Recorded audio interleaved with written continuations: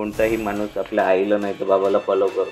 बापाचं नाव वापरून यायचं नाही. आणि तुम्ही जे काही शिकाल त्याच्यासाठी मी एक आमदार म्हणून कुठंच तुमच्या नोकरीसाठी फोन करणार. पैसे घेऊन राजकारण करता तुम्ही, पैसे घेऊन त्या माणसासोबत उभे आहे ज्या माणसाच्या विरोधात तुमचे वडील होते आणि त्यांना तो आवडत नव्हता. मी पैसे घेऊन उभं राहणं आणि पैसे घेऊन बसणं हा वेश्येचा धंदा समजतो. वेश्या पैसा घेऊन उभी राहते आणि पैसा घेऊन बसते किंवा झोपते. मी वेश्या नाही. या देशातच नाही, या जगात अजून एक माणूस पैदा व्हायचा आहे जो राहुल देशमुखाला पैसा नाही करते. आपल्या क्षेत्राच्या MIDC ची दुरावस्था काय आहे? हा डाटा जर पेरणी किती झाली आहे कोणत्या पिकाची, हा जर डाटा पटवाऱ्याच्या मार्फत शासनाकडे असते. पर्जन्यमान किती झालं त्या खात्याकडे त्याचं पर्जन्यमानाची नोंद असते. तेव्हा संकट आलं आसमानी त्याची पण नोंद सरकारकडे असते. मग त्याचा सर्वे करायची काय गरज आहे? तुम्हाला असं वाटत नाही का तुम्ही चुकीच्या लोकांना समोर घेऊन गेले म्हणून?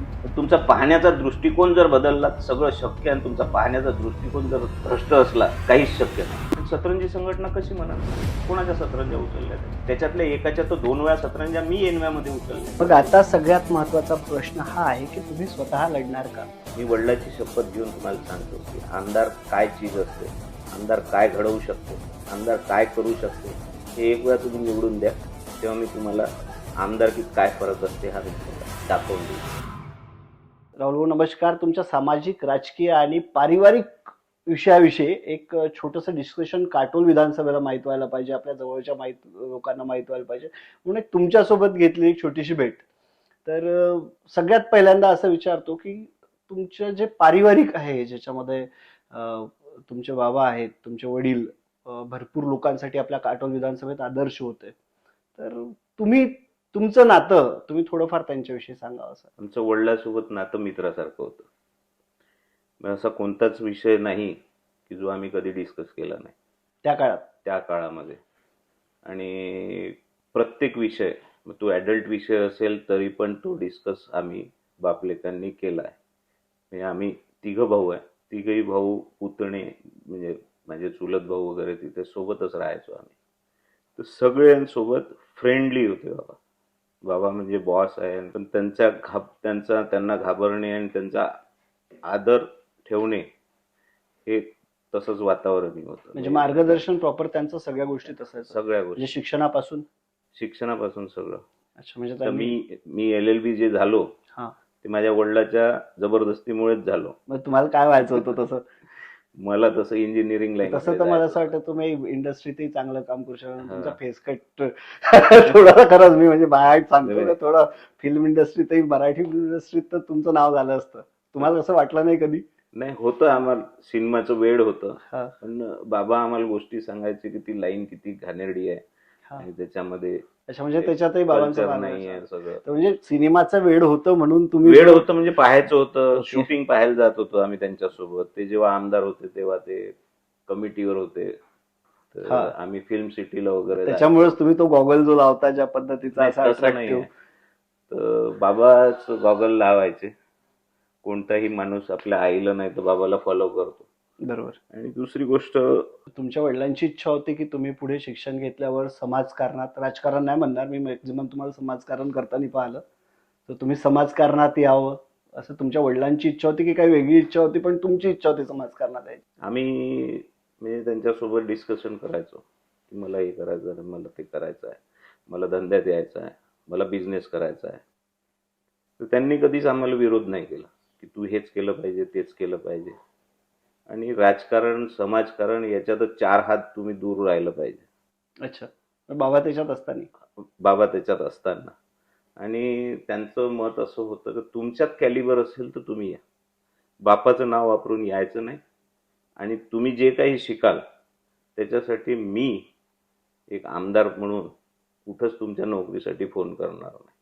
अच्छा. मग बाबांनीचं जेव्हा राजकारण चालू होतं आणि तुम्हालाही राजकारणात तसा इंटरेस्ट होताच, म्हणजे समाजकारणात इंटरेस्ट होता, तर तुम्ही भाई वीरेंद्र देशमुख राजकारणात असताना का बरं राजकारणात आले नाही, किंवा तुम्ही का बरं फोर्सफुली तेव्हा एंट्री घेतली नाही? त्यांचाच विरोध होता. अच्छा. हे जे काय म्हणतात घराणेशाही चालवणे वगैरे, त्याच्यावर विश्वास नव्हता. मग आता ज्याच्यात तुम्ही दम असेल त्यांनी यायचं, स्वतःचा लोहा मनवायचा आणि स्वतःच्या भरोशावर करायचं. मग तुम्ही त्यावेळी का नाही प्रूफ केलं की आमच्यात दम आहे आणि आपण राजकारण? ते कसं झालं, 1995 पासून मला इलेक्शन आठवते. कारण मी 1974ला जन्मलो त्या वर्षी त्याच्या 3 महिन्यांनी बाबा नगराध्यक्ष झाले. म्हणजे आज मी 50 वर्षाचा आहे, तर 50 वर्षापासून राजकारण माझ्या घरात आहे. तेव्हापासून मी राजकारण पाहू नये आणि सत्ताही भोगली आहे, सत्तेचंही सगळं पाहिलं आहे. लोकांचा आपला सत्ता असताना दृष्टिकोन काय असतो पाहण्याचा, आमदार असताना दृष्टिकोन काय असतो, आमदार नसताना नगरपालिकेची सत्ता नसताना लोकांचा दृष्टिकोन काय असतो आणि बाप नसताना मेल्यावर काय दृष्टिकोन लोकांचा असतो, ते सगळे आम्ही प्लस मायनस पॉईंट सगळे पाहिले. जेव्हा आणि बाबांचं म्हणणं होतं की माझ्या भरोश्यावर तुम्ही राजकारणात यायचं नाही, मी तुम्हाला प्रमोट करणार. साधी नोकरी तर मी माझ्या फोनवर तुम्हाला तुमची शिफारस करणार. मग जेव्हा तुम्ही शाळा कॉलेजमध्ये होते तेव्हा स्टुडंट लेवलचं राजकारण करत होते का, किंवा स्टेजवर तशा पद्धतीत सहभाग घेत होते का, किंवा लोकांना प्रबोधन करत होते का त्यावेळी? कारण आता तुम्ही जेव्हा स्टेजवर जाता तेव्हा प्रबोधन भरपूर करता, समाजकारण करता, लोकांना एक वेगळी दिशा देण्याचा प्रयत्न करता, म्हणजे जेवढं आम्ही पाहिलं. तर तेव्हा तुम्ही करत होते का तसं? नाही, मी 95ला इलेक्शन मध्ये भाग घेतला, सगळं मी पाहिलं, ते प्रचार कसा करतात वगैरे. कधी आम्हाला एंट्री नव्हती त्यांच्या स्टेजवर, आम जनतेत आम्ही बसत होतो, बरं, तिथूनच भाषण ऐकत होतो. हा तुमचा जो रांगडेपणा आहे आता, म्हणजे जेवढा सायलेंटली तुम्ही आता बोलून राहिले तसं मला वाटत नाही मॅक्झिमम लोकांनी असं कधी भाषणात तुम्हाला एवढा शांततेने बोलताना पाहिलं. जो रांगडेपणा आहे, ज्या पद्धतीने तुम्ही बोलता, तो म्हणजे तिकडे स्पीकर असाच तशी ऐसी तशी होऊ शकते अशा आवाजात जो बोलता, जर लोकांच्या मनात भिडन अशा आवाजात बोलता, तो रांगडेपणा लहानपणापासूनच होता की स्टेजवर चढल्यावर होतं? तसा मी शाय होतो. मी शाळेत कधीच बोललो नाही. टीचरने प्रश्न विचारला तरी राग यायचा मला, येते याचं उत्तर तर उत्तर नव्हतं. माझी शाळेची एंट्रीच गंमतशीर आहे. मी इथे बालक मंदिरात गेलो तर मी शाळेच्या बाहेर उभं राहायचो. मी पूर्ण वर्षभर दारात बाहेर उभं राहिलो. त्याच्यानंतर मी KG2ला गेलो, KG1ला गेलो इथे कॉन्व्हेंटमध्ये, तर तिथे मॅडमच्या डेस्कच्या बाजूला उभं राहायचो पूर्ण दिवसभर. पूर्ण वर्षभर तसंच गेलं. असं हळूहळू माझी एंट्री झाली आणि मी कमी बोलणारा, माझे मित्र कॉलेजचे, लॉ कॉलेजचे असो की ज्युनियर कॉलेजमधले असो, त्यांना हे भाषणं वगैरे ऐकून त्यांना आश्चर्य वाटते की तुम्ही आता कसं एवढं कसं काय सकलित भाषण देता, लोकांना प्रबोधन करतायत. तसा मी असंही मुजोऱ्या न करणारा असा माणूस आहे, पण कसं आलं, कसं काय आलं ते माहिती नाही मला. बरं, आता जसं तुम्ही सोबत राहणाऱ्या माणसाचं चुकलं तरी त्याला स्टेजवरच झाडून देता, किंवा ज्याचं नाही चुकलं त्याला स्टेजवर बोलता, लोकांना सगळ्यांना मिळतं. तर घरातही तुमचं तसंच होतं का? म्हणजे भाऊ वगैरे किंवा त्यांचं नाही चुकलं, नाही पटलं तर तेव्हाच विरोध दाखवणे छोटे? आता तो लहानपणापासूनच आलेला गुण आहे. ज्यात चुकलं तर तोंडावर मोकळं होणे. बरं, आता आपण काटोल विधानसभेच्या राजकारणाविषयी जर का बोलायचं झालं तर तुम्ही स्वतंत्रही काटोलमधून म्हणजे आपल्या शेकापाकडनं लढले आहे. भाई वीरेंद्रबाबू देशमुख यांचं खूप मोठं अस्तित्व काटोल विधानसभेत राहिलं. म्हणजे त्यांच्या अंतिम संस्काराला जसं आता लोक गाड्या घेऊन पाठवतात, तेव्हा तर गाड्याही नव्हत्या. तेव्हा लोक किती दुरून पायी सुद्धा काटोलमध्ये आपल्या आले होते भेटायला, अंतिम दर्शनाला समजा, किंवा लोक म्हणजे काटोलमध्ये एक वेगळ्या पद्धतीचं गर्दी तेव्हाही होती. तेव्हा म्हणजे एक सांगायचं हे झालं की त्यांचे चाहते किती होते तेव्हा. तर तुम्हाला असं वाटत नाही का की तुम्ही त्यांचा जो चाहता वर्ग आहे तो कॅश नाही करू शकले? नाही, त्यांचा चाहता वर्ग माझ्याच जवळ आहे. आज वीरेंद्र बाबू वारून 24 वर्ष झाले. 24 वर्ष झाल्यावरही वीरेंद्र देशमुखाचं नाव राजकीय दृष्ट्या जिवंत आहे क्षेत्रामध्ये. काही मंत्री आले, काही मंत्री गेले, काही मोठे दिग्गज नेते आले, ते मेले असतील, त्यांचे नावं आठवत नाही. पण कोणतंच इलेक्शन वीरेंद्र देशमुखाचं नाव घेतल्याशिवाय होत नाही या क्षेत्रामध्ये. आणि त्यांनी आम्हाला तेच शिकवलं, तुम्हाला जे काही करायचं इमानदारीने करा, तुम्हाला जे काही करायचं आहे प्रामाणिकपणे करा. प्रामाणिकपणे तुम्ही जर केलं तर त्याचं चीज होईल. आणि लोक, मी तुम्हाला मगाशी सांगितलं की आम्ही सत्ता पाहिली, सत्ता नसताना पाहिलं, बाप नसतानाही दिवस पाहिले. त्याच्यामुळे आम्हाला कठीण जात नाही स्वार्थी कोण आहे ते ओळखायचं आणि निस्वार्थपणे आपल्या पाठीशी कोण आहे. पुष्कळसे स्वार्थी होते ते तेव्हाच निघून गेले. जे बाबाचेही नव्हते, पण बाबाची सत्ता कंटिन्युअस नगरपालिकेमध्ये राहत होती, त्याच्यामुळे काही चिपकून होते. ते सगळे चेहरे आम्हाला ओळखीचे आहे. त्याच्यामुळं माणसं ओळखणंही आम्ही तेव्हापासून शिकलो. तुम्ही स्टेजवर राहून माणसं नाही ओळखू शकत, तुम्ही जनतेमध्ये राहून माणसं ओळखू शकता. जेव्हा वीरेंद्र देशमुख भाषण करतील तेव्हा आपण तिकडे राहिलो तर आपण फक्त वाहच ऐकतो. इकडून काय प्रॉम्प्टिंग होते, ते खूप निगेटिव्ह महत्वाचं काय बोलते, पॉझिटिव्ह काय बोलते, ते सगळं आम्हाला तिथे जेव्हा समजतं. आपण लोकांच्या मध्ये राहिलं किंवाच लोकांच्या लोकांना मध्ये ओळखू शकतो. मग जर आपण लोकांना ओळखू शकतो असं आपण म्हटलं तर भाई वीरेंद्र देशमुख ज्यांच्या विरोधात लढले, ज्यांच्या विचारसरण्या त्यांना नाही आवडल्या, तुम्ही मागच्या काही वर्षापासून त्याच लोकांना सत्तेत येण्यासाठी एक समर्थन दिलं. अं, आणि बहुतांश लोकांचं तर असं म्हणणं आहे की तुम्ही सोबत होते म्हणून ते निवडून येऊ शकले. तर मग तुमचं याच्यावर काय मत राहील? माझं एक मत राहील की मी जेव्हा जेव्हा जनतेला आवाज दिला, जनतेने मला साथ दिली. मी जेव्हा सांगितलं की अनिल बाबू या क्षेत्राची घाण आहे, हे निवडून यायला पाहिजे नाही आणि हे पलटवलं पाहिजे, त्यावेळी मोदी साहेबाचं वातावरण सुरू होतं. टी व्हीवर आणि पेपरमध्ये मोदीच मोदी दिसत होते. तेव्हा माझे जे भाषणं झाले, जे अनिल बाबूला मी एक्सपोज केलं, त्याच्यामुळं ते सगळं लोकांनी ऐकलं आणि त्यांनी चेंज करायचं हे ठरवलं. पण मी फाईटमध्ये नाही, मी रेसमध्ये नाही असं धरून त्यांनी आशिष देशमुखला निवडून दिलं त्यावेळी 2014च्या इलेक्शनची गोष्ट आहे. 2014च्या इलेक्शन. तेव्हाही मीच निर्णायक ठरलो. बरोबर. त्याच्यानंतर आता 19 मध्ये असं आहे, मी अनिल देशमुखाची साथ कधीच नाही देऊ शकत. ज्या विचाराचे ते आहे, जे आम्ही ते बाबाच्या विरोधातलं त्यांचं राजकारण पाहिलं आहे, किंवा इतक्या वर्षाचं काहीच न करण्याचं जे सगळं त्यांचं प्रस्ताव पाहिलं आहे, त्याला अनिल देशमुखाची साथ मी कधीच देऊ शकत नाही. काय त्यांनी अन्याय केले, इव्हन हे माझ्या डिस्क्वालिफिकेशनची जी सुरुवात आहे, हे सुद्धा त्यांच्या पत्रावरची आहे. त्यांनी सुरुवात केलेली आहे. माझ्या विरोधात अहवाल द्यायला एसडीओंना फोन करणारी तेच आहे. पण हे सगळं विसरून, बाबांचे त्रास विसरून, आम्ही फक्त एवढ्यासाठी मदत केली की आम्ही एका विचारसरणीला बांधलो. त्या शेका पक्षाची आमची बांधिलकी आहे, त्या विचारसरणीची आमची बांधिलकी आहे. आणि त्या विचारसरणीच्या लोकांनी भाजपला सत्तेपासून दूर ठेवण्यासाठी जी आघाडी बनवली, त्या आघाडीमध्ये सिटिंग MLA म्हणून हे अनिल बाबूला तिकीट सुटलं. त्याच्यामुळं आम्हाला ते तिथे त्यांचं काम करावं लागलं. अच्छा, शेकापणी समर्थन केल्यामुळे आपल्याला शरदचंद्र पवार साहेबांच्या गटासोबत जुळावं लागलं. पहिल्यांदा नाही झालं ते. हो, म्हणजे जेव्हा 1985 मध्ये जेव्हा शरद पवार बाहेर निघाले आणि काँग्रेस तयार केली, तेव्हा आघाडीचं नाव होतं पुलोद, पुरोगामी लोकशाही. तर त्या आघाडीच्या वेळी वीरेंद्र बाबूला शेका पक्षाची तिकीट मिळणार असं निश्चित असताना ऐनवेळी ती तिकीट गेली सुनील शिंदेंना. तेव्हा सुनील शिंदेचं सुद्धा बाबांनी काम केलं आघाडीत असल्यामुळे, आणि जिचकार सारखा दिग्गज माणूस पाडला. हो, त्यावेळी ते निर्णायक ठरले. ते निर्णायक होते. मी भाषणाची जेव्हा सुरुवात केली पवार साहेबांसोबत, मी भाषणाची सुरुवातच तिथून केली की 1985 मध्ये माझ्या वडिलांनी जे केलं तेच मी करून राहिलो, मी वेगळं काय करून राहिलो. बरोबर. मी आघाडीच्या सोबत आहे, आघाडीचा माणूस आहे, आघाडीने हा माणूस दिलाय, कसाही असेल तर मला काम करणे. मग आता आघाडीचं काय? आघाडी तुटण्याच्या याच्यावर आहे.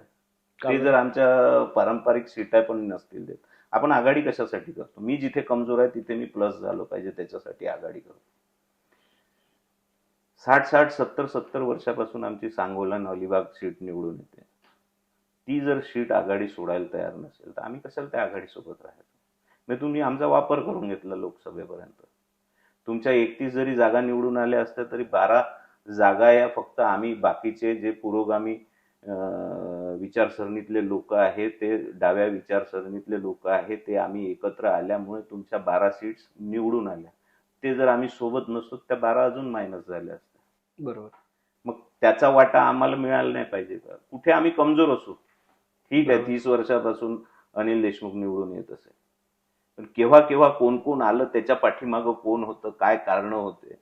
आता अँटी इन्कम्पन्सी आहे, ते 80 वर्षाच्या जवळ गेलेले आहे, त्यांनी मोठं मन नाही करायला पाहिजे का? बरोबर. याही गोष्टीचा विचार सगळ्यांनी करायला पाहिजे का? ठीक आहे, ते 1-2 नंबरचे आज त्यांच्या पक्षामध्ये त्यांचं स्थान आहे. म्हणजे पहिलं कोणाचं स्थान येईल तर ते जयंत जयंत पाटील, पाटलांचं, नंतर त्यांचं यांचं येईल, नंतर यांचं येईल. हे होम मिनिस्टर होम होते. मिनिस्टर झालं. आणि आज त्यांचं वय हे नाही आहे की गल्ली फिरू शकेल, बोळा फिरू शकेल. बरोबर आहे. आणि आज त्यांचं तसंही स्टेटस जास्त आहे, तर त्यांना डायरेक्टही मंत्रीपद मिळू शकते, डायरेक्टही एंट्री राजकारणात होऊ शकते. मग आम्ही केव्हा लढायचं? हो. आम्ही काय 40-40 वर्ष वाटच पाहायची का? बरोबर आहे.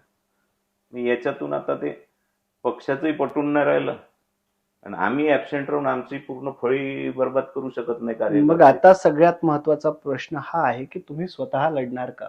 हो, निश्चितच लढणार. मग शेकाप कडनं लढणार? शेकाप कडनंच लढणार. शेकाप काटोलमध्ये आता सीट देणार आहे आणि त्यामध्ये भाई राहुल देशमुख, भाई राहुल वीरेंद्र देशमुख हे लढणार आहे फायनल ना?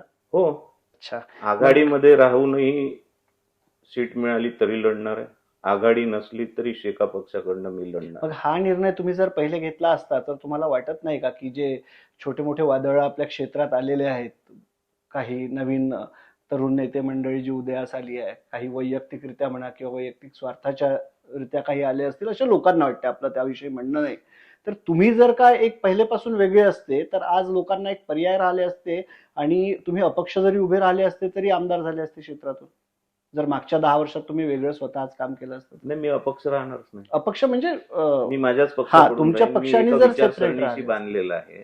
जोपर्यंत पक्ष आदेश देणार नाही तोपर्यंत मी काय करणार? मी याच्यासाठी अल्लग नाही झालो की खासदारकी येणार होती, तिथे पुन्हा आघाडीचा माणूस निवडून आणायचा होता. आणि वारंवार हे करताना एक नॅरेटिव्ह सेट झाला की राहुल देशमुख दुसऱ्याच काम करतो. बरोबर आहे. म्हणजे मला एक सांगा की ह्या तुमच्या पक्षाने घेतलेल्या निर्णयामुळे तो निर्णय तुम्ही अंगीकृत करून आपल्या क्षेत्रात राहिले काटोल विधानसभेत. भरपूर लोकांचं असंही म्हणणं झालं ना की तुम्ही पैसे घेऊन राजकारण करता, तुम्ही पैसे घेऊन त्या पक्षासोबत किंवा त्या व्यक्तीसोबत राहता, तुम्ही पैसे घेऊन त्या माणसासोबत उभे आहे ज्या माणसाच्या विरोधात तुमचे वडील होते आणि त्यांना तो आवडत नव्हता. मग तुमचं लोकांना याच्यावर काय सांगणं? माझी थोडीशी भाषा रफ आहे, ती वापरू का? बिलकुल वापरा.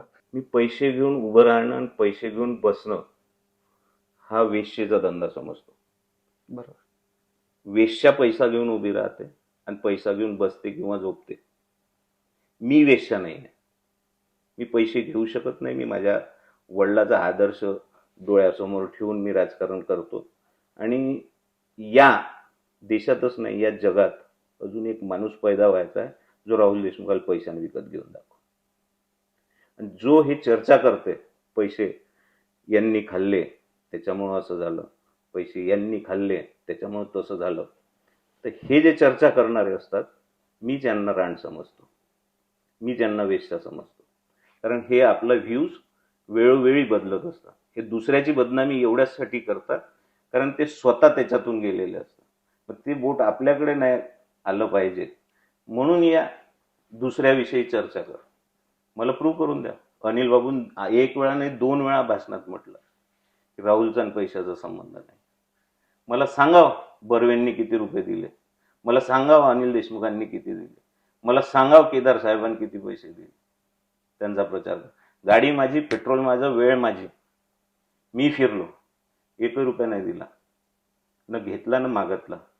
बूथचे पैसे येतात, बूथ सुद्धा मला नाही पाहिजे म्हणून सांगितलं, तर त्याच्यात पुन्हा किंतून परंतु नाही पाहिजे की आम्ही बूथवर उभे राहू, आमचे माणसं बूथवर उभे राहील, आम्हाला वाटलं तर आम्ही त्या बूथच्या वोटर लिस्टच्या झेरॉक्स आम्ही. म्हणजे शेतकरी कामगार पक्षाने समर्पण भावाने तेव्हा आपल्या निर्णयानुसार जे एक मी सगळंच भाषणात बोललो आहे. हो, मी काही अनिल बाबूची कधी तारीफ केली नाही. बरोबर. मी लोकांना म्हटलं तुमच्याकडे 2च पर्याय आहे, एक गु आहे आणि एक शेण आहे. माझ्या वडिलांनी सांगितलं की गुवाला हात लावू नका, शेण कमीत कमी सडा सारवण्याच्या कामी. आणि तुम्ही म्हणताना म्हटलं की 25 वर्ष काम नाही झालं या क्षेत्रामध्ये, तर मी हे म्हणतो म्हटलं का अजून 5 वर्ष नाही होणार.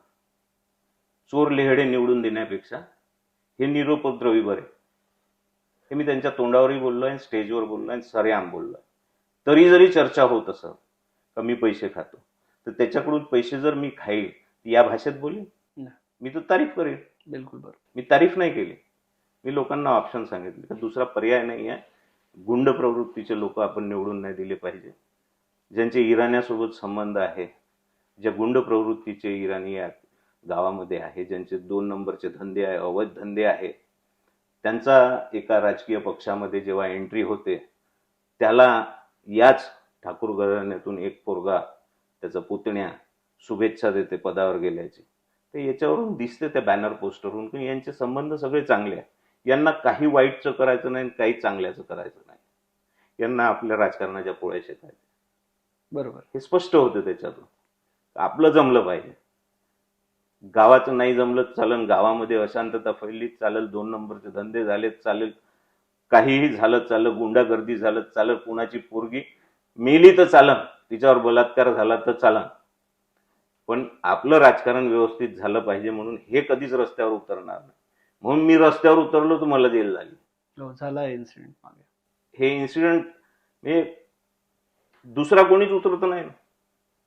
गुंडागर्दी गावामध्ये जर शांत करायची असेल, यांचे अवैध धंदे जर बंद करायचे असेल, पोलिसांची मनमानी जर बंद करायची असेल, ऑफिसेस मधला भ्रष्टाचार बंद करायचा असेल, कोणत्या गरीब गुद्याला काम असेल, मलाच जावं लागतं. दुसरा का बरं नाही? एवढे तुमचे विचार जे आहेत ते एखाद्या विशिष्ट शिक्षणामुळे किंवा तुमच्या शिक्षणाच्या पद्धतीमुळे किंवा तुम्ही जे शिकलाय त्यामुळे मी तुमच्या तोंडून विचारू शकतो की तुमचं शिक्षण काय आहे? मी LLB आहे. मग तुम्ही LLB आहे हे मला तरी असं वाटतं काटोल विधानसभेत भरपूर लोकांना आतापर्यंत माहीतच नव्हतं. आणि जर का ते माहीत नव्हतं म्हणूनही एक असं होऊ शकते की लोकांना एक कमी शिकलेली व्यक्ती फक्त राजकारणासाठीच आपल्याला काहीतरी सांगत आहे असं वाटत असेल. असं तुम्हाला नाही वाटत? नाही, माझे वडील त्यावेळेचे M.Com होते. म्हणजे माझं पूर्ण घराणं शिकलेलं आहे. माझ्या घरी सर्वात मोठे काका माझे डेप्युटी कमिशनर होते.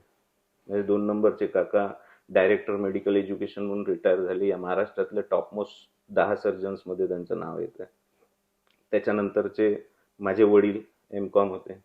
त्याच्यानंतरचे माझे काका BSc ॲग्रिकल्चर आहे तेव्हाचे, जे खरेदी विक्रीचे अध्यक्ष होते. म्हणजे तुमचं असं म्हणणं आहे की लोकांनी जे तुम्हाला जर मतदान करतील तर ते फक्त मतदान नाही करणार, एक उच्च शिक्षित माणसालाच नाही तर उच्च शिक्षित परिवाराला मतदान करतील. हो, नॅचरली. माझे छोटे काका जस्टिस होते. या उच्च शिक्षित माणसाचं शेतकऱ्यांच्या बाबतीत काय मत आहे? म्हणजे आता जी शेतकऱ्यांची परिस्थिती आहे, ज्याच्यात भाजप आपली पोळी लाटत आहे, राष्ट्रवादी आपली पोळी लाटत आहे, इतर पक्ष आपल्या पोळी लाटत आहे, सत्ता कोणाची असो, प्रत्येक वेळी मी शेतकऱ्यासाठी भांडलोय, शेतकऱ्यासाठी मी रस्त्यावर उतरलोय. प्रत्येकाने चुका केल्या. शेतकऱ्याचा कळवळा दाखवणं वेगळं. जसं सोयाबीनला मी सत्तेत आल्यावर 6,000 भाव देतो असं फडणवीसांनी म्हटलं, आणि स्वतः सत्तेत असताना आज 3 आणि 3,500 हजारातही सोयाबीन कोणी मागत नाही. यांच्याकडे त्याचं लक्ष नाही. कोणी शेतकऱ्याचं आंदोलन करते तर इच्छित चरण ठाकूर जाऊन तिथं सांत्वन करते आणि त्याचं उपोषण सोडवण्याचा प्रयत्न करते. पण तो उपोषण सोडवणारा त्याला उलट प्रश्न विचारत नाही की तू ज्या APMC मध्ये सभापती आहे तिथे MSP प्रमाणे तू शेतकऱ्यांच्या मालाची खरेदी करतं का, आणि त्या MSP प्रमाणे जर खरेदी होत नसेल तर तू काय कारवाई कर. म्हणजे दाखवायचं वेगळं, राहायचं वेगळं. ही परिस्थिती जर बदलायची असेल तर सत्ता बदलणं आवश्यक. तुमच्या विचारसरणीचे लोक सत्तेमध्ये आणणं आवश्यक. शेतकऱ्याला नेऊन बसवणं तिथं आवश्यक आहे. शेतकऱ्याला शेतकऱ्याचे प्रश्न समजते काय आहेत. बाकीचे सगळे एसीच्या कॅबिन मध्ये बसून आपले धोरणं ठरवते, त्याच्याप्रमाणे चालते, आणि त्याच्यातच त्यांचे मोठमोठ्या गोष्टी असते की इतका फायदा झाला. मग तुम्हाला असं वाटतंय का की अनिल देशमुख जेव्हा आता आपल्या क्षेत्राचे आमदार राहिले, तुम्हा लोकांच्या समर्थनाने ते निवडून आले, आणि त्यानंतर त्यांनी शेतकऱ्यांचे प्रश्न उचलून धरले, किंवा तुम्ही जर त्यांनी धरले नाही तर कधी त्यांना त्या बाबतीसाठी फोर्स केला का की तुम्ही काही चुकीच्या गोष्टी करतायत, शेतकऱ्यांविषयी बोला आणि ह्या गोष्टी करा? शेतकऱ्यांविषयीचे आंदोलनच ते माझ्यापासून शिकले. त्याच्या आधी संबंधच नव्हता त्यांचा. कंटिन्युअस लालबत्ती राहिली आहे त्यांच्याजवळ. बरोबर. आंदोलनाचा त्यांचा विषय नव्हता. आंदोलन आम्ही सुरुवात केली, आम्ही आंदोलन केली. मी तर आंदोलन करता करता, शेतकऱ्याचं आंदोलन करता करता मी पक्ष सुद्धा पाहिला नाही. जेव्हा आशिष देशमुख MLA होते आणि सत्ता पक्षाचे MLA होते तेव्हा त्यांच्या पेंडॉलमध्ये जाऊन बसणारा मी आहे की शेतकऱ्यांना न्याय मिळाला पाहिजे. ते कोणत्या पक्षाचे आहे ते पाहिलं नाही. त्यांनी का बरं सोडलं आंदोलन, का बरं पक्ष सोडला, का बरं राजीनामा दे, त्यांचे उत्तर ते देतील किंवा मी सभेमध्ये देईल.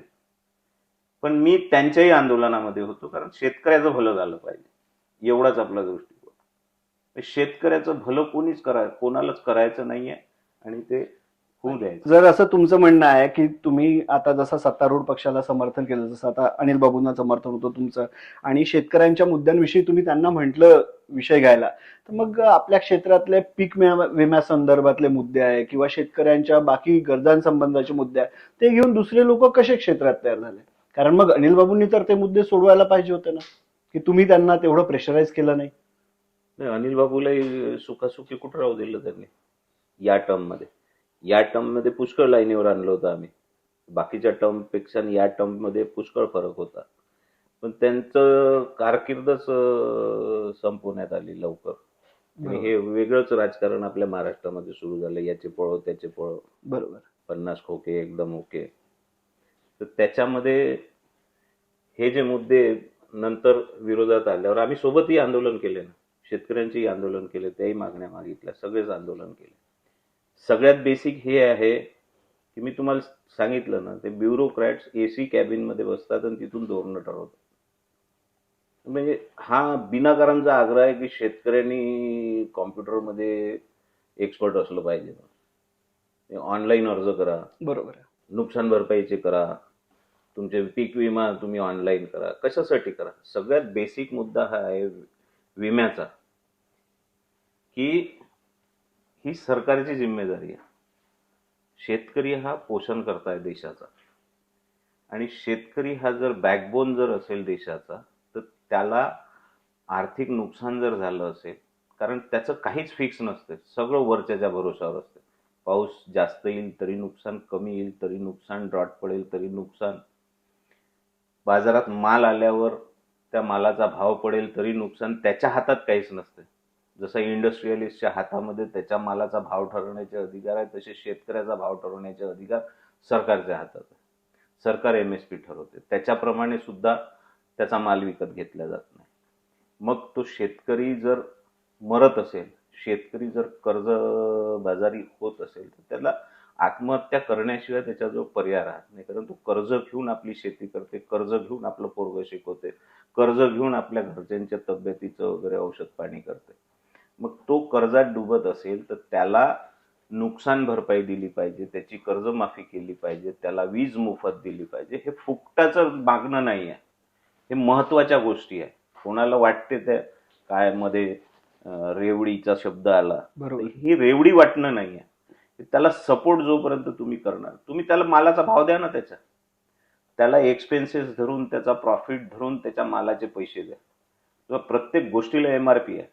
जो आलू शेतकरी तयार करतो त्याला 5 नाही तर 10 रुपये किलोनी सुद्धा भाव मिळत नाही. अनेक वेळा ट्रकचे ट्रक फेकून द्यावं लागते, आणि तेच लेसचे चिप्स किलोचा भाव काढला तर 2000 रुपये किलो येते. म्हणजे नुसती शुल्लक प्रोसेस करून तुम्ही शुल्लक एक स्वस्तवालं मीठ टाकून त्याच्यामध्ये पॅकेजिंग 2 रुपयाची करून ते पाकिट तुम्ही 10 रुपयात विकता. मग आता आपण त्याच्यावर कंट्रोल सरकारचा नाही. मग आता आपण जेव्हा मॅन्युफॅक्चरिंग ह्या विषयावर आलो, जसं तुम्ही लेज विषयी बोलले, तर मग आपल्या क्षेत्रातल्या म्हणजे काटोल विधानसभेतल्या पर्टिक्युलर रोजगाराविषयी, महागाईविषयी किंवा भ्रष्टाचाराविषयी या संदर्भात तुमचं काय मत आहे? म्हणजे त्या संदर्भात आपल्या क्षेत्राच्या MIDC ची दुरावस्था काय आहे त्याच्या संदर्भातही तुमचं काय मत आहे? एक तर सगळ्यात महत्वाचं हे आहे की शेतकऱ्याला ही नुकसान भरपाई दिली पाहिजे. त्याच्यामध्ये ही भाजप गव्हर्नमेंट जेव्हा मागच्या वेळी सत्तेमध्ये आली तेव्हा हे सरकारच्या तिजोरीवर भूदंड बसतो हे नवीन डेफिनेशन शोधून काढली त्यांनी, आणि त्याच्यामुळे याचा पीक विमा केला पाहिजे आणि विमा कंपन्यांनी ते पैसे दिले पाहिजे. आपल्या तिजोरीवर भूदंड बसला नाही पाहिजे म्हणून पीक विमा कंपनी आली, त्याच्यामध्ये भ्रष्टाचार केले, त्यांच्या टायप्स प्रमाणे झालं आणि त्यांच्याप्रमाणे ते शुल्लक काही लोकांना नुकसान भरपाई देतात, काहींना देत नाही. हा डाटा जर पेरणी किती झाली आहे कोणत्या पिकाची, हा जर डाटा पटवाऱ्याच्या मार्फत शासनाकडे असते, पर्जन्यमान किती झालं त्या खात्याकडे त्याचं पर्जन्यमानाची नोंद असते, केव्हा संकट आलं आसमानी त्याची पण नोंद सरकारकडे असते, मग त्याचा सर्वे करायची काय गरज आहे? बरोबर आहे. सरसकट तुम्हाला डाटा तुमच्याच जवळ आहे, त्याच्यातून अनालिसिस करून त्याची नुकसान भरपाई दिली पाहिजे. बरोबर. विमा करण्याची जबाबदारी ही शेतकऱ्याची नाही आहे. तुम्ही विमा काढला पाहिजे. सरकारचं नुकसान होऊन राहिलं, त्याच्यामध्ये सरकारला धान्य मिळून नाही राहिलं, सरकारने त्याचा विमा काढायला पाहिजे. आणि या सगळ्या गोष्टी जर करायच्या असतील, जसं लेजवाल्यांनी लेसचा ब्रँड बनवला, तुम्ही का बरं नाही सरकारी ब्रँड बनवू शकत? तुम्ही का बरं त्याला कंट्रोल करू शकत नाही? तुम्ही का बरं सांगू शकत नाही की या बेल्टमध्ये हेच पीक घेतलं पाहिजे, इतक्या एकरमध्ये हेच पीक घ्या, आम्ही विकत घेतो? गॅरंटी द्या, मॅन्युफॅक्चरिंग करा. वीरेंद्र देशमुख जेव्हा सभागृहामध्ये होते, जेव्हा आमदार होते, सुनील शिंदे आमदार होते, या दोघांनीच प्रश्न उचलला होता की इथे एक फूड प्रोसेसिंग युनिट आलं पाहिजे, म्हणून संत्रा प्रक्रिया कारखाना इथे आला. वारंवार प्रश्न विचारले, वारंवार विधेयक म्हणजे अधिवेशनामध्ये डिबेट्स झाल्या याच्यावर, म्हणून तेव्हा मग तो संत्रा प्रक्रिया कारखाना आला. संत्रा प्रक्रिया कारखाना आला, त्याचं उद्घाटन करायच्या वेळी अनिल बाबू आणि रणजित बाबू दोघंही मंत्री होते. मला वाटतं रणजित बाबू कृषी मंत्री होते आणि इथले लोकल होते आणि ते पण मंत्रीपद होतं. बरोबर. तेव्हा उद्घाटन झालं. त्याच्यामध्ये फ्लॉ हा होता की आपल्याला ठुल्ली म्हणजे छोटा संत्रा क्रश करायचा होता आणि मोठा संत्रा ए ग्रेड म्हणून मार्केटमध्ये विकायचा होता किंवा चांगल्या भावामध्ये तो एक्सपोर्ट करायचा होता. याचं नियोजन नव्हतं आणि जो आपण एक्सपोर्ट करत होतो ते जर्मनीमधून मशिनरी यांनी इथे क्रश करायला बोलवली. त्याच्यामध्ये ए ग्रेड संत्रा क्रश होत होता, तो कोणताच कास्तकार देणार नाही. बरोबर. तर ती फॅक्टरी तिथे फेल झाली. मग त्याच्यामध्ये अपग्रेडेशन करायचं सोडून त्याच्या विरोधात मग नंतर आंदोलनं झाले, वीरेंद्र बाबूंनी केले. सुनील भाऊ केदार एक वेळा बाबासोबत त्याच आंदोलनासाठी आले होते. आम्ही ते सगळं डोळ्यानं पाहिलं आहे, ते काय काय घडलं. मग त्याच्यामध्ये इम्प्रूव्हमेंट करण्याचं सोडून गडकरी साहेब तेव्हा होते, ते फक्त गोष्टी सांगतात काय झालं पाहिजे, तर करत काहीच नाही. फ्रूटफुल न त्यांची ॲग्रो इंडस्ट्री आहे, न त्यांचा पुरतीचा कारखाना आहे, न शेतकरी कोणता त्यांनी आत्महत्या करण्याच्या प्रवृत्त झालेल्या शेतकऱ्याला बाहेर काढला. ते फक्त गोष्टी सांगतात. तोंडी इकॉनॉमिक्स असते, तर प्रॅक्टिकल काहीच नसते. आणि ते सांगून मग तो कारखाना प्रायव्हेट कंपनीला विकला. त्या प्रायव्हेट कंपनीने काही दिवस तिथे संत्र्याचा ज्यूस नाही काढला, आंब्याचा ज्यूस काढला आणि तो फ्रुटी सारख्या कंपनीला विकला कॉन्सन्ट्रेटेड. तो काही दिवस चालू होता, नंतर तोही डबघाईस केला आणि असा हळूहळू इथचा फॅक्टऱ्या बंद पडल्या. सगळ्यात माझ्या मते बेसिक चूक ही आहे की नागपूर इकडे आहे. तुम्ही या दिशेने नागपूर आहे, जिथे तुमचं कार्गो हब आहे, जिथे तुमचं ट्रान्सपोर्ट हब आहे, माल तिकडे जाण्यासाठी सोयीस्कर होईल. तर नागपूरपासून तुमची फॅक्टरी आणि MIDC जवळ पाहिजे. ती काटोल क्रॉस करून तिकडे आहे, सावरगाव रोड. बरोबर. ते फक्त द्वेषापोटी घेतलेले. आमचं कोल्ड पार्जित तिथं वावर होतं ते त्याच्यात गेलं पाहिजे.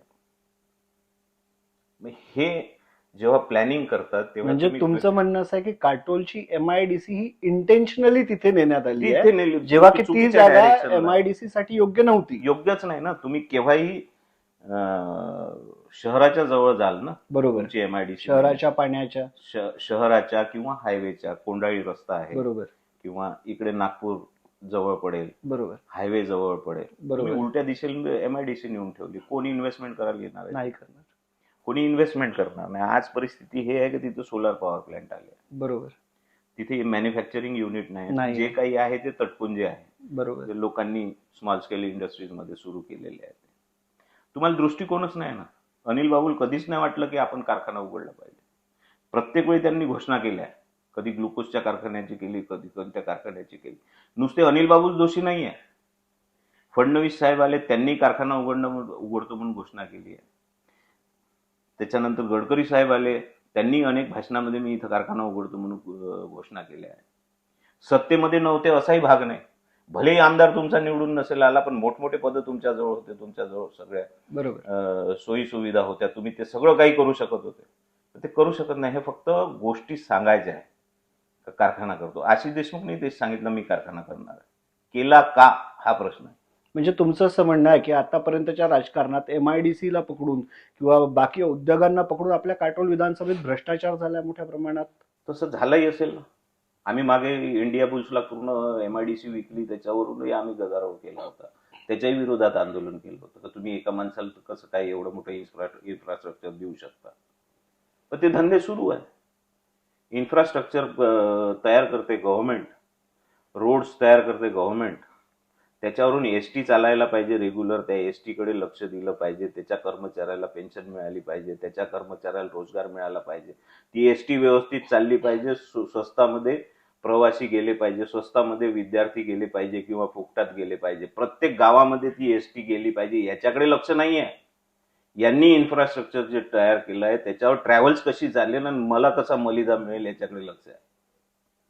तुमचा पाहण्याचा दृष्टिकोन जर बदलला तर सगळं शक्य, आणि तुमचा पाहण्याचा दृष्टिकोन जर भ्रष्ट असला तर काहीच शक्य नाही. बरोबर. मग आता तुम्हाला असं वाटत नाही का की एवढे तुमचे चांगले विचार असताना तुम्ही काही लोकांशी जुळल्यामुळे तुमच्या सोबत असणारे लोकही त्याच लोकांसोबत जुळून गेले आणि तुमची फॅन फॉलोइंग थोडी कमी झाली? नाही, ते लोक तुमच्या सोबत आहेत. मी तुम्हाला सांगितलं की 2 इलेक्शन्स मध्ये मी निर्णायक आहे. मी सांगितलं ते ऐकलं, आताही माझंच ऐकते लोक. म्हणजे तुमचं असं म्हणणं आहे की तुम्ही जर आता तुमच्या खरं बोलतो, शेकापकडनं उभे राहिले तर अनिल देशमुख किंवा सलील देशमुख हे निवडून येतील की नाही येणार ते तर लोक ठरवतील. माझं तर म्हणणं राहील मलाच करा, पण त्यांना अजून कोणती भाषा समजली त्यांनी अजून कोणी निवडला तर 50 वर्षापासून ना वीरेंद्र देशमुखाला निवडून दिलंय ना काम करणाऱ्या कोणाला निवडून, वेगळं काय करून राहिलं आणि काय शिकणार आहे? ती शेवटी काँग्रेस मेंटॅलिटीची आहे. बरोबर. त्यांचे वडील इथं आमदार होते, मंत्री होते, उच्च शिक्षित होते, विद्याविभूषित होते. त्यांनी या क्षेत्रामध्ये आमदार आणि मंत्री असताना काहीच केलं नाही. या महाराष्ट्रामध्ये एकही काम त्यांनी केलं हे तुम्ही सांगू शकत नाही. पण त्यांनी जे 0 बजेट आणलं त्याच्यामुळे अनेकांच्या नोकऱ्या गेल्या हे सगळ्यांनाच माहिती आहे. त्यांनी जो कोणता कारखाना उघडायचा असेल या क्षेत्रामध्ये नाही उघडला, नागपुरात जाऊन उघडला. भिंगरी आणि संत्रा तुम्हाला माहित असेल, देशी दारूचे ब्रँड आहे, ते त्यांची फॅक्टरी आहे. आज साड्या वाटून राहिले, उद्या दारू वाटते. तेच अनिल बाबूने केलं, तेच चरण बाबू करून राहिले, तेच हा करेल. म्हणजे नवीन माणूस नवीन चेहरा देऊन फायदा काय जर इतिहास पुन्हा ते रिपीट करत. लोकांनी जर तुम्हाला निवडून दिलं आणि तुम्ही यावेळेस काटोल विधानसभेचे आमदार झाले तर सगळ्यात पहिला मोठा निर्णय तुम्ही काय घ्याल? मी सगळ्यात पहिले प्रयत्न हा करेल की इथे रोजगार कसा उपलब्ध होईल. दुसरा, शेतकऱ्यांच्या फायद्याचा रोजगार आपल्याला कसा, म्हणजे इंडस्ट्री इथे टाकता येईल, त्याच्यातून शेतकऱ्याला काय फायदा होईल, तो मी सगळ्यात पहिले प्रयत्न करणार. त्याच्यानंतर सगळ्या ऑफिसेस मधला एकाच पहिल्याच दिवशी मी भ्रष्टाचार बंद करेन.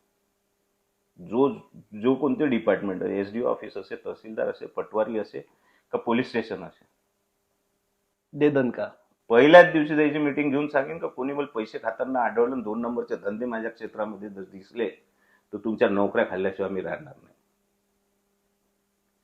हे जर होत असेल, मी जर आमदार होत असेल तर हे विसरता कामा नये. तर विदर्भात डाव्या विचारसरणीचा मी एकटाच राहील. पक्ष माझ्यासाठी दुसरं पद सुद्धा मागू शकते.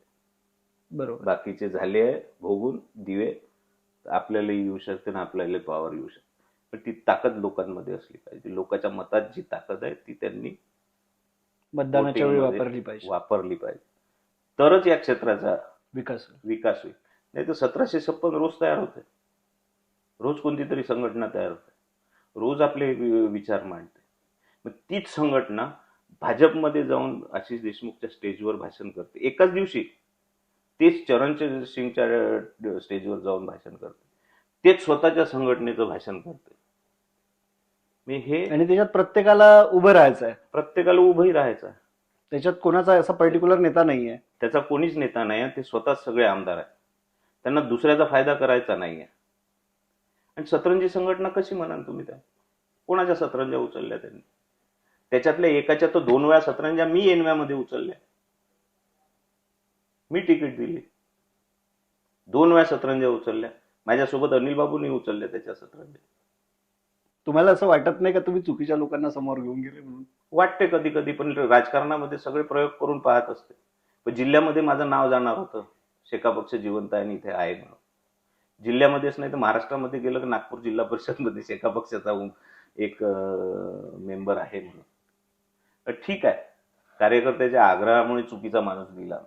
कार्यकर्त्यांनी लक्ष ठेवलं पाहिजे की पुढे जेव्हा नाव आपण सुचवू तो चांगला माणूस असला पाहिजे, त्याची काम करण्याची तयारी. मग आम्ही आता कसं म्हणावं की तुम्ही आतापर्यंतचे चुकीचे निर्णय काही नेत्यांना समोर करण्याचे किंवा काही लोकांना समोर करण्याचे घेतले, तो नक्कीच तुम्ही यावेळेस चुकीचा निर्णय घेणार नाही आणि तुम्ही स्वतःच उभे राहाल. मी मदत तर करणार नाही कोणालाच यावेळी. मी स्वतःच उभा राहणार. कारण दुसऱ्याची गॅरंटी घेण्यापेक्षा मी माझी गॅरंटी घेऊ शकतो का मी बिलकुल प्रामाणिक बरोबर. आहे म्हणून. मी दुसऱ्याची काय गॅरंटी घेणार आहे. मी डोळ्यानं पाहिलाय ते कसे बदलते आणि काय पक्ष बदलते. म्हणजे अनुभवांती निर्णय आहे. म्हणून चालतं. झालं. तर मी भाई राहुल देशमुखांना एक अजून प्रश्न हा विचारू इच्छितो की लोक म्हणतात की तुम्ही तर व्यक्ती चांगल्या, तुम्ही आमदारकीचं काटोल विधानसभेचं मटेरियल आहे, पण शेकाप सारख्या लहान पक्षात आहात. तुम्ही मोठ्या पक्षात जावं आणि तुम्ही मोठ्या पक्षात गेले तर काटोल विधानसभेचे आमदार नक्की होऊ शकता. तर तुमचं याच्यावर काय मत आहे? पक्ष मोठा हा विचाराने असतो. विचारसरणीवर पक्षाची जडणघडण असते आणि पक्ष कोणताच लहान आणि मोठा नसतो. तुम्ही काही वर्ष आधीचं जर पाहाल, सर्वात मोठा पक्ष हा काँग्रेस होता. एक काळ असा होता की भाजपचे 2च खासदार निवडून यायचे. एक काळ महाराष्ट्रामध्ये असा होता की काँग्रेस सत्तेमध्ये होता आणि शेका पक्ष मेन विरोधी पक्ष होता. विरोधी पक्ष नेते हे शेका पक्षाचे असायचे. आणि याच प्रश्नाचं उत्तर मी तुम्हाला किंवा जनतेलाच विचारतो की कोणता पक्ष मोठा आहे, कोणत्या पक्षात जायला पाहिजे. तुमच्या नजरेमध्ये जर अनिल बाबू निवडून येत असेल तर राष्ट्रवादी पक्ष मोठा आहे, तर राष्ट्रवादी मायनस अनिल देशमुख काटोलमध्ये किती आहे? 0 आहे. मग पक्ष मोठा कसा झाला? भाजप मोठा पक्ष आहे. भाजपमध्ये कोंढाळीचे चाफले, चरण ठाकूर, आशिष देशमुख यांना जर भाजपमधून मायनस केला तर भाजप किती आहे? 0 आहे. तसेच हरणे शिवसेनेतून मायनस केले तर शिवसेना किती आहे? 0 आहे. तसाच शेका पक्षातून राहुल देशमुख मायनस केला तर शेका पक्षही 0च आहे. पक्षावर काही नसते, माणसावर असते. आणि तुम्ही माणूस प्रॉपर निवडून दिला पाहिजे आणि तुमच्या हाती ताकद आहे त्याचा पक्ष मोठा करणे. तर मग हे सगळं तुमचं ऐकल्यावर मला एक प्रश्न परत पडतोय, तुम्ही लोकांच्या मार्फत तुम्हाला विचारतो की मग काटोल विधानसभेचा यावेळेसचा आमदार तुम्हीच का? मीच का याचं उत्तर मी असं देईल की अनिल बाबू का, आशिष बाबू का, सुबोध मोहिते का, चरण ठाकूर का, या सगळ्यांची सत्ता तुम्ही पाहिली आहे. हे सगळे तुमच्यासाठी काय करतात हे तुम्ही अनुभवलं आहे. न तुम्ही वीरेंद्र देशमुख कधी सत्तेत बसलेला आमदार पाहिला, न त्याचं पोरग कधी पाहिला. एक वेळा बसवून तर पहा, एक प्रयोग केला म्हणूनच पहा. एक वेळा बसल्यावर आमदार काय चीज असते हे मी तुम्हाला दाखवून देईन. हे मी माझ्या वडिलाची शपथ घेऊन तुम्हाला प्रामाणिकपणे हे वचन देतो की आमदार काय असते याचा डिफरन्स तुम्हाला आमदार म्हणून मला जर निवडून दिलं तर मी त्याचा फरक नक्कीच दाखवून देईन. नाही पटलं 5 वर्षात तुम्ही बदलवू शकता. मी वडिलाची शपथ घेऊन तुम्हाला सांगतो की आमदार काय चीज असते, आमदार काय घडवू शकते, आमदार काय करू शकते हे एक वेळा तुम्ही निवडून द्या, तेव्हा मी तुम्हाला आमदारकीत काय फरक असते हा मी तुम्हाला दाखवून देईन. तर आता तुम्ही ऐकलंच, हेच आहे ते काटोल विधानसभेचे झंझावात भाई राहुल वीरेंद्रबाबू देशमुख, आणि यांनी आपले सगळे मतं आपल्यासमोर मांडले. धन्यवाद राहुल भाई.